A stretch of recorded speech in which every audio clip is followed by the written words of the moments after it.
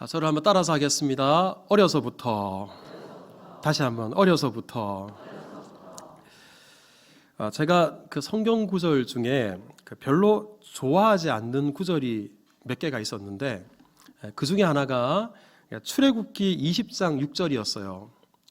한번 보시면 나를 사랑하고 내 계명을 지키는 자에게는 천대까지 은혜를 베푸느니라. 축복의 말씀이고 참 좋은 말씀이잖아요. 그런데도 제가 이 구절을 별로 좋아하지 않았던 이유가 있는데, 우리 먼저는 여러분, 하나님의 은혜, 하나님의 구원이라는 것은 부모가 쌓은 공덕 때문에 우리가 얻는 게 아니잖아요. 부모의 신앙 때문에 우리가 얻는 게 아니잖아요. 우리는 언제나 하나님과 1:1 관계 속에서 내가 믿어야 구원받고 내가 믿어야 하나님의 은혜를 받는 것인데, 마치 이 구절은 부모가 잘 믿으면 자식이 복 받는 것처럼 그런 구절인 듯해서 제가 별로 안 좋아했어요. 또 한 가지는 은혜를 주시는데 언제까지 주신다고요? 천대까지.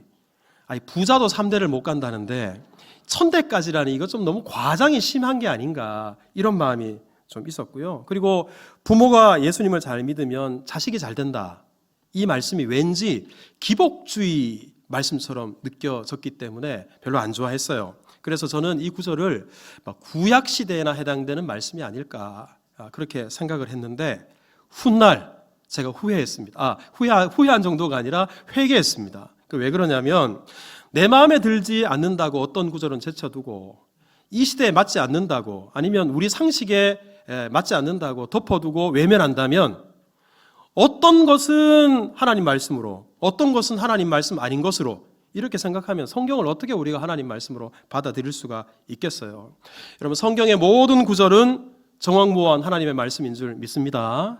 그리고 또한 우리 성경 말씀 어느 한 절도 하나님의 말씀 아닌 구절이 없음을 믿으시기를 축복합니다.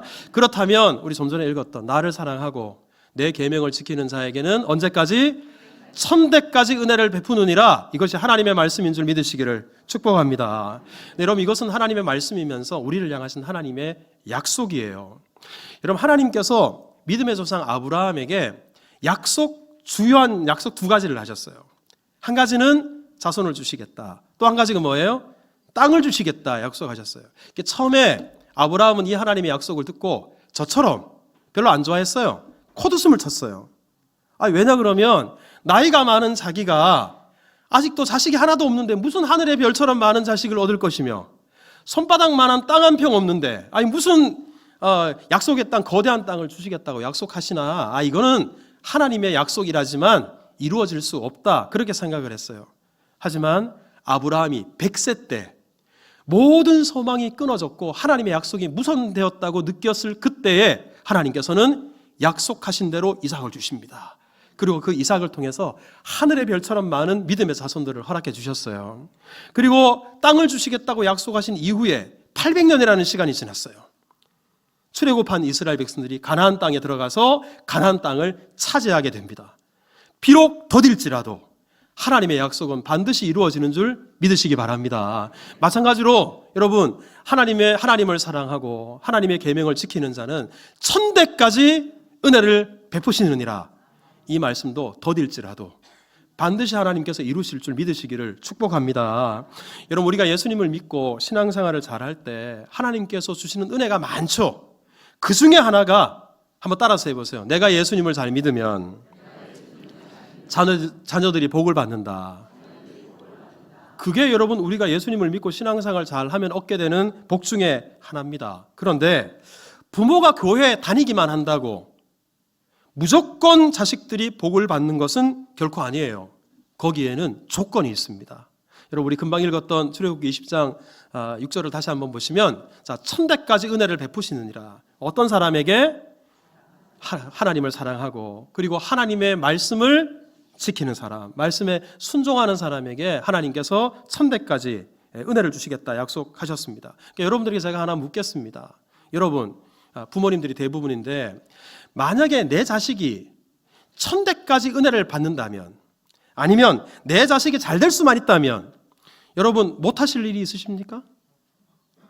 아무도 없을 거예요. 내 자식 잘 되는 일이라면 아무리 힘든 일, 아무리 굳은 일, 아무리 어려운 일들이 있더라도 우리 부모님들은 그 어떤 일이라도 다 나는 하리라. 아마 이런 각오와 결단이 다 있을 겁니다. 그런데요, 이 구절을 보십시오. 1000배까지 은혜를 하나님께서 베푸신대요. 어떻게 하는 사람에게? 하나님을 사랑하는 사람에게, 하나님의 계명을 지키는 사람에게. 아니, 그렇다면 우리가 자식을 위해서라도 주님 사랑하고 살아야죠. 자식을 위해서라도 하나님 말씀에 순종하며 살아야죠. 그런데도 나는 하나님 사랑하며 살지 않고 말씀에 순종하는 삶 안 살 거예요, 이렇게 생각하는 분이 있다면 하나님 말씀 못 믿는 거예요. 안 믿으니까. 아니, 자식을 위해서 못하는 일이 없는 분들이 이 말씀만은 안 지키겠다, 자식을 위해서 이렇게는 못하겠다 하는 거는 이 말씀이 허풍이라고 생각하는 거고, 이 말씀이 하나님 말씀이라고 믿지 않기 때문에 그런 것입니다. 여러분, 이 부모가 예수님을 사랑하고 그리고 말씀대로 순종하면 왜 자녀에게 복이 될까? 왜 하나님께서 이런 말씀을 우리에게 주셨을까? 여러분, 이것은 부모가 예수님을 잘 믿으면 자녀가 예수님을 믿지 않아도 복이 임한다, 이 메시지가 아니에요.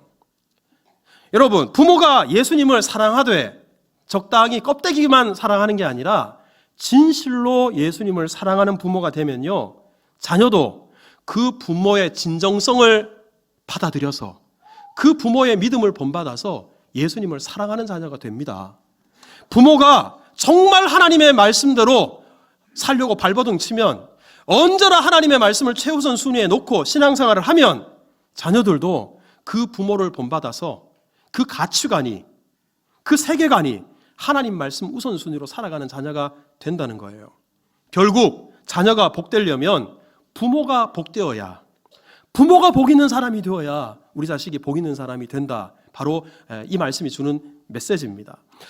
EBS에서 다큐 방송을 언젠가 한번 했는데 제가 유튜브를 통해서 한번 본 적이 있어요. 이 제목이 뭐냐면 부성의 대물림입니다. 아버지, 그 부성이 대물림 된다라는 것인데, 여러분 이 사진을 보시면 그 영상의 일부분이에요. 실제 아버지와 아들입니다. 자식이 지금 40이 넘었는데 직장 생활도 하지 않고요, 그냥 집에 있어요. 아버지도 직장이 없어요. 근데 이 아파트가 20평이 안 되는 작은 아파트인데, 근데 이 영상을 보니까 부자지간에 눈빛 한번 안 마주쳐요. 뭐 대화는 고사하고, 지금 이 사진이 어떤 사진이냐 그러면 점심때가 돼서 식사를 해야 되는데 아버지랑 같은 상에서 식사를 안 하는 것은 뭐 당연한 일이고요, 그 라면 하나 끓여 먹기 위한 시간에도 아버지랑 마주치기 싫은 거예요. 그래서 어떻게 하냐면 지금 와서 주방에서 라면 물을 올려놓는 거예요. 그럼 보통 라면 물 얼마 만에 끓습니까? 뭐 한 3, 4분이면 끓죠? 그 시간대도 같이 아버지랑 같은 공간에 있기 싫어서 물 올려놓고 방에 들어가요. 좀 있다가 다시 나와서 라면 털어놓고 다시 들어가요. 그리고 라면이 다 끓으니까 그걸 들고 자기 방에 들어가서 라면을 먹어요. 그리고 아버지가 이 아들에게 말 한마디를 건넸더니 아들이 고함을 지르고 아버지를 향해서 욕을 하고 심지어 막 직기류들을 부십니다. 그러니까 여러분, 이 집에 TV며 뭐 탁자며 가구들 중에 깨지거나 금이 안 가거나 뭐 이런 멀쩡한 것이 하나도 없어요. 그래서 제가 이 프로를 앞부분을 보면서, 야, 도대체 이렇게 못된 자식이 어디 있나, 세상에 이런 아들이 어디 있나, 혀를 찰 정도였습니다. 그런데요, 이 영상 중반부 지나서 이 아들의 스토리, 아들의 이야기, 아들의 내면을 이제 인터뷰하는 내용이 나오는데요, 이 아들 나름의 이유가 있더라고요. 이 아들이 하는 말이, 아버지가 20대 젊었을 때 1년 365일 중에 350일을 날마다 술을 드시는 거예요. 저녁에 고주망태가 되도록 술을 드시고, 그리고 아침이 되면 또 해장술을 먹고, 그리고 직장생활도 하지 않고 가장의 책임을 전혀 하지 않고 혼자 생계를 꾸려가는 어머니, 걸핏하면 욕설에다가 손찌검에다가 가정이 그냥 늘 시끄러웠어요. 그리고 밤에 술을 드시고 그냥 주무시는 게 아니라 밤새 가족들 새벽까지 잠을 못 이루도록 그렇게 주사가 심했다 그럽니다. 그러면서 이 아버지도 무지개 그냥 어머니만 부려먹는 이런 집안에서 이 아들이 자라면서 아버지에 대한 증오의 마음이 그냥 올라가는 거예요. 그래서 이 아들이 조금 크고 난 다음에 이런 생각을 했대요. 자기가 나중에 자라서 아버지가 한 것처럼 똑같이 하면 아버지에게 복수하는 것이 될 것이다, 이런 마음을 가졌대요. 이런 생각으로 나이가 지금 40이 넘었어요. 이러다 보니까 이 젊은 청년 인생의 목표가 사라져버리고요. 어느덧 자기 자신을 돌아보니까 자기가 그렇게 증오했던 아버지와 똑같은 사람이 되어 있더래요. 자기조차도 아버지처럼 욕하고 아버지처럼 폭력을 행사하고 아버지처럼 가정에 무책임한 미래가 없는 그런 안타까운 인생이 되어 있더랍니다. 그러니까 어렸을 때 부모로부터 보고 들은 것들, 이 아들의 머릿속에 온통 그것만 가득 차 있어요. 그래서 욕하면서 그대로 답습하고 있는 겁니다. 여러분, 어떤 분들은 이렇게 말씀하는 분이 있어요. 목사님, 내가 어떻게 살든지 그냥 내 인생이잖아요. 나 이렇게 살다 가면 그만이잖아요. 어떤 분들이 그렇게 말씀하시는 분이 있는데 살다 보니까 그게 아니다라는 생각이 들어요. 우리가 가정생활을 어떻게 하든 직장생활, 교회생활을 어떻게 하든 그게 내 인생이지만 누군가에게 나쁜 영향을 미칠 수도 있고 좋은 영향을 미칠 수도 있더라고요. 그 가장 직접적인 영향을 누가 받느냐면 바로 우리의 자녀들이 받게 된다. 때문에 나를 사랑하고 내 계명을 지키는 자는 천대까지 은혜를 베푸시느니라. 이 말씀은 우리 믿는 사람들에게 주신 축복의 말씀임과 동시에 경고의 메시지, 우리 그리스도인 부모들이 어떤 자세로 살아야 되는지 일깨워 주시는 대단히 두렵고 떨리는 말씀이기도 하다는 사실입니다. 여러분, 오늘 우리가 읽은 본문에는 부모 때문에 이렇게 상처를 입은 사람이 아니라 부모 때문에 하나님의 은혜를 그야말로 천대까지 누리듯이 하나님의 은혜를 듬뿍 받은 한 사람이 나옵니다. 이 사람이 누구냐면 다름 아니라 디모데라는 인물입니다. 여러분, 사도 바울과 함께 복음을 전했던 사람 중에 디모데만큼 자주 그리고 많이 성경에 언급되는 인물이 또 없고요. 그리고 사도 바울과 함께 끝까지 함께한 사람, 디모데만한 인물이 없어요. 바울이 얼마나 디모데를 좋아하고 신뢰했는지 고린도전서 4장 17절을 보면 바울이 디모데에게 이렇게 말합니다. 내 사랑하고 신실한, 그 다음 뭐예요? 아들이다. 자기가 낳은 아들이 아닌데 디모데는 내 아들과 같다. 그러니까 아들과 같다고만 했던 게 아니라 로마서 16장 21절에 보면 디모데는 나의 동력자고 나의 동료이고 나의 친구와 같다. 나이 차이가 한참 날진데 제자인 디모데에게 나의 동력자라고 소개를 했고요. 고린도전서 16장 10절에 보면 디모데도 나와 같이 주의 일을 뭐하는 자라고요? 힘쓰는 자다. 바울이 이렇게 인정하고 칭찬할 수밖에 없는 그런 인물이었다고 말합니다. 여러분, 바울이 교회가 아니라 개인에게 쓴 편지 중에 가장 많은 내용, 가장 풍성한 축복의 메시지가 담겨 있는 책이 디모데 전후서예요. 디모데가 얼마나 특별한 사람이었으면 그 한 사람을 위해서 그 긴 편지를 써서 축복했겠습니까? 여러분, 바울이 3차에 걸친 전도 여행을 통해서 수많은 교회를 세웠는데 그 많은 교회들 중에도 특별히 바울이 관심을 갖고 애정을 가졌던 교회 중에 하나가 에베소 교회예요. 여기 두란노 서원도 여기 있었잖아요. 근데 이 에베소 교회를 누구에게 맡겼냐 그러면 다름 아니라 디모데에게 맡겼어요. 여러분, 이 디모데가 훗날 우리 4세기의 교부들의 기록에 따르면 이 에베소에서 목회하다가 우상 숭배하는 사람들을 향해 반대했어요. 그랬다가 돌에 맞아서 순교했다. 그런 기록이 있거든요. 그러니까 여러분, 기독교 역사상 가장 위대하게 쓰임받았던 바울이 그렇게 칭찬했고 아들과 같이, 친구와 같이, 동료와 같이 여겼을 뿐만 아니라 자기 후계자로 삼았고 그리고 순교까지 할 정도로 디모데는 그야말로 하나님의 은혜를 넘치도록 받은 인물이었습니다. 자, 그런데 디모데가 이렇게 위대한 하나님의 사람이 된 데는 이유가 있어요.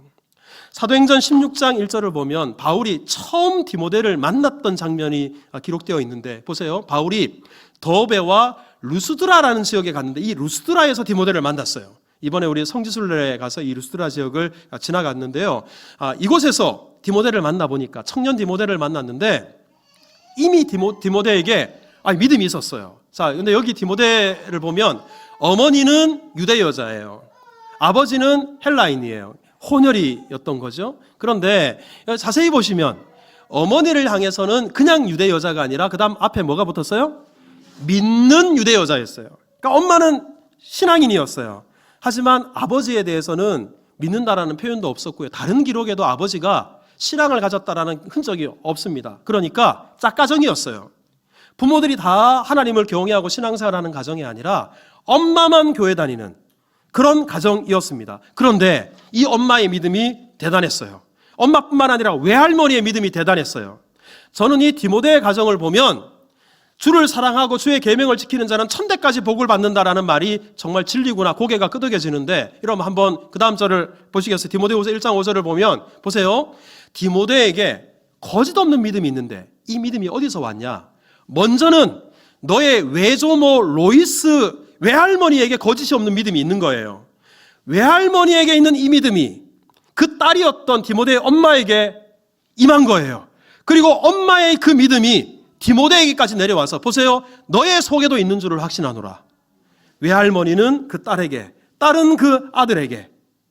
여러분, 이 하나님을 진실되게 사랑하고 주의 말씀을 목숨처럼 여겼던 이 깨끗한 믿음, 순전한 믿음이 자기 대해서 끝나는 게 아니라 자식들에게, 손주에게까지 이어지게 되는 겁니다.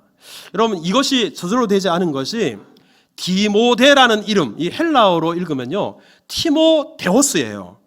데오스라는 말 어디서 많이 들어보지 않았어요?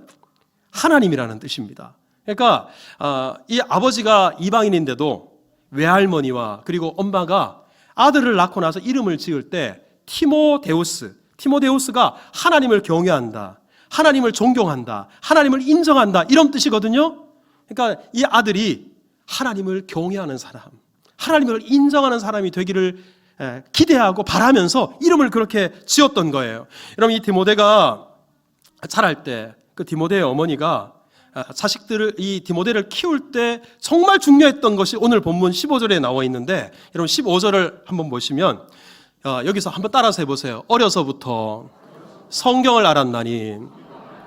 자, 디모데가 성경을 알았는데 언제부터 알았다고요? 어려서부터 알았어요. 근데 여기서 이 어려서부터를 제가 원어로 한번 찾아봤더니 브레푸스라는 단어가 쓰여졌어요. 그러니까 신약 성경 전체에서 이 브레푸스라는 단어가 여기에서 딱 한 번 쓰였어요. 근데 원래 어린아이를 뜻하는 유명한 헬라어 단어가 있어요. 파이디온이라고.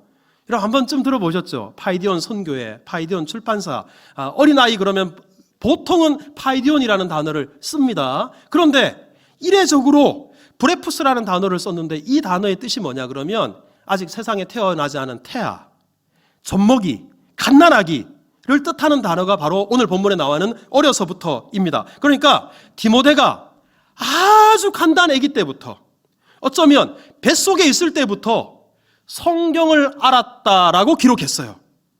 여러분, 이것이 자양분이 되어서 훗날 위대한 하나님의 사람으로 쓰임받게 됩니다. 여러분, 사실 얼핏 이 구절을 생각하면, 아니 목사님, 갓난아기가 무슨 성경을 압니까?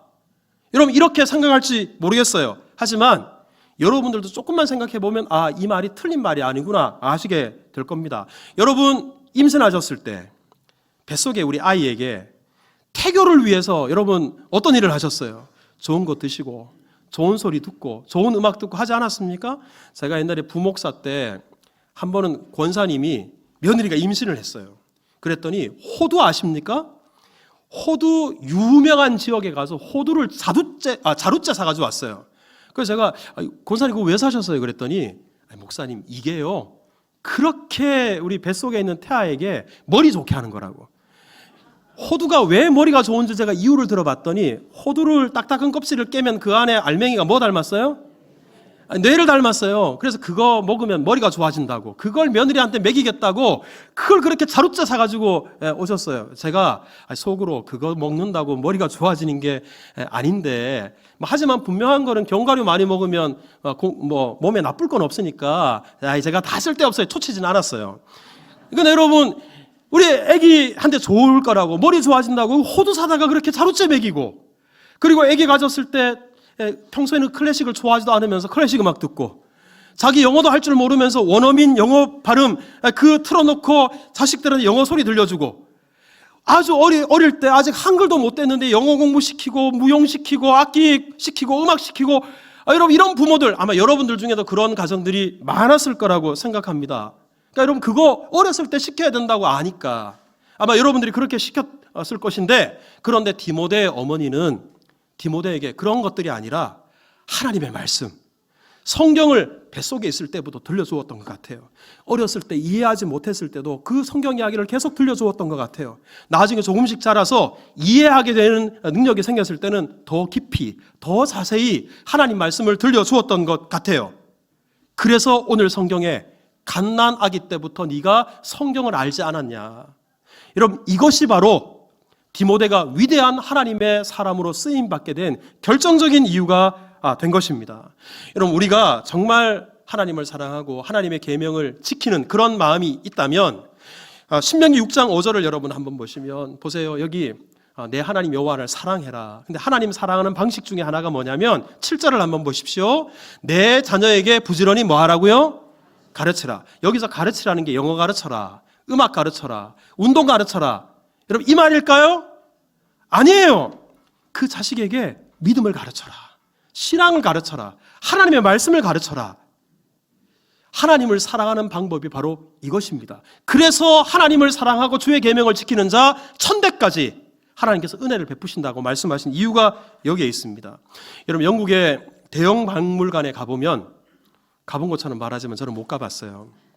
거기 가면 이렇게 단단한 돌이 하나가 있는데 그 돌에 새의 발자국이 너무 선명하게 찍혀 있는 돌이 있습니다. 사진을 통해서 제가 본 적이 있는데, 그런데 여러분, 이 새가 바위에 이제 발자국을 새겼다고 하는 거는 그 돌이 한때는 어떤 돌이었다는 거예요? 말랑말랑 부드러운 돌이었다라는 거예요. 그렇지 않고서는 아무리 힘이 센 새라고 할지라도 어떻게 바위에다가 그 발자국을 새길 수 있었겠습니까? 그런데 여러분, 그 수천 년 전에, 어쩌면 수만 년 전에 새가 그 발자국을 짚었을 때, 그때 부드러웠던 그 땅, 그 돌이 지금은 단단하게 굳어져서 아무리 시간이 지나도 그 새의 발자국이 고스란히 남아 있는 겁니다. 여러분, 우리 아이들이 갓난아기 때부터 일정 기간 동안 마치 굳어버리지 않는 말랑말랑한 부드러운 돌과 같은 시기예요. 이때 여러분들이 우리 아이 혀가 굳기 전에 영어 공부 시켜야 되겠다, 손이 굳기 전에 바이올린 시키고 악기를, 피아노를 가르쳐야 되겠다, 또는 이 몸이 굳어버리기 전에 축구를 시키건 골프를 시키건 운동을 시켜야 되겠다. 아마 저마다 그런 고민들이 다 있을 줄 압니다. 여러분, 좋은 생각이에요. 제가 보면 예전에 어떤 선교사님은 딸과 함께 우리 베트남에 선교를 가셨는데 2년이 지났어요. 그 어른 선교사님은 통역을 부탁드렸더니 어버버 하셔요. 2년이 지났는데도 아직 베트남어가 익숙하지 않아요. 그런데 2년 지났는데 그 초등학생 딸이 얼마나 능숙하게 베트남어를 구사하는지 제가 그 모습을 보면서 배우면은 시기가 있구나라는 것을 절감했고요. 여러분, 악기를 혹시 배우고 싶어 하는 분들이 계십니까? 20대가 지나면, 20대가 뭐예요? 한 10대 중반만 지나더라도 그때는 아무리 노력해도 더 이상 늘지 않아요. 왜? 굳어버리기 때문에. 하지만 어렸을 때, 초등학교 때, 이때 악기를 배우면 하루가 다르게 실력이 늘어요. 그러니까 여러분, 배우면은 시기가 있습니다. 어렸을 때 가르쳐야 돼요. 말랑할 때 가르쳐야 돼요. 그런데 다른 것들 가르치는 것 물론 중요하죠. 하지만 여러분, 우리 자식이 천대까지 복을 받는 비결, 그 말랑말랑하고 부드러울 그때에 하나님 말씀을 심어줄 수 있다면, 믿음을 새겨줄 수 있다면 그 얼마나 귀할까요? 영국의 스펄전 목사님이 이런 말을 했어요. 아이들이 태어나서 이해할 수 있는 능력이 생길 때 곧바로 성경책을 가르쳐라, 하나님 말씀을 가르쳐라. 왜냐 그러면 만약에 그렇게 하지 않으면 아이들에게 믿음을 전수하는 데 있어서 일생일대 좋은 기회를 놓쳐버리는 것이다.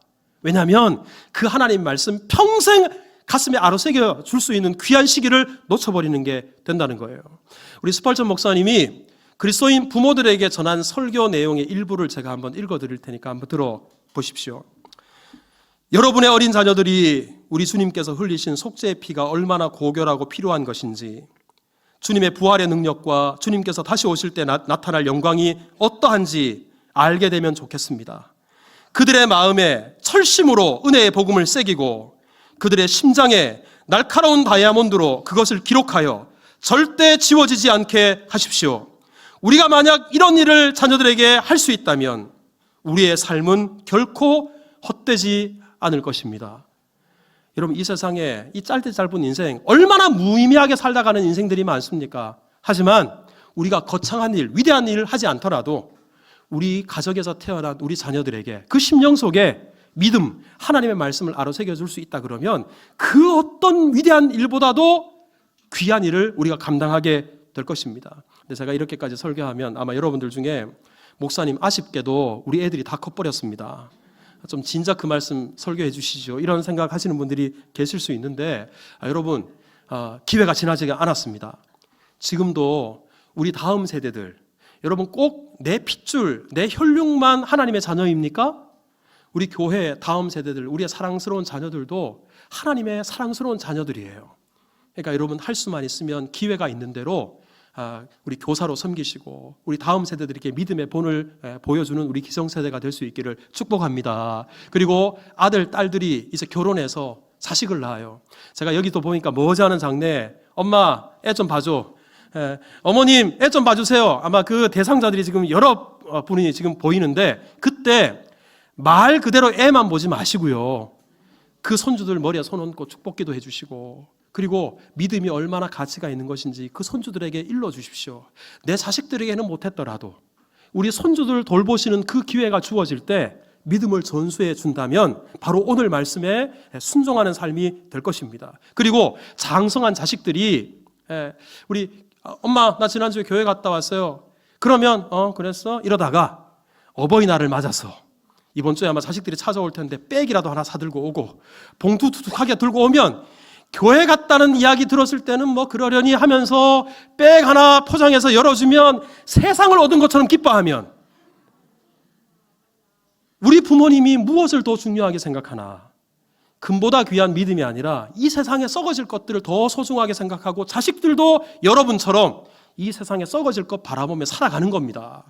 그러기에 정말 우리 아이들 가슴에 뭘 새겨줄 것인가? 무엇을 전수해 줄 것인가? 영원한 하나님의 말씀, 영원히 변치 않는 내세의 약속이 있고 현세에도 하나님의 축복의 통로가 되는 이 믿음을 전수하는 은혜가 이 어린이 주일에 우리 모든 가정에 넘쳐나기를 주님의 이름으로 축복합니다.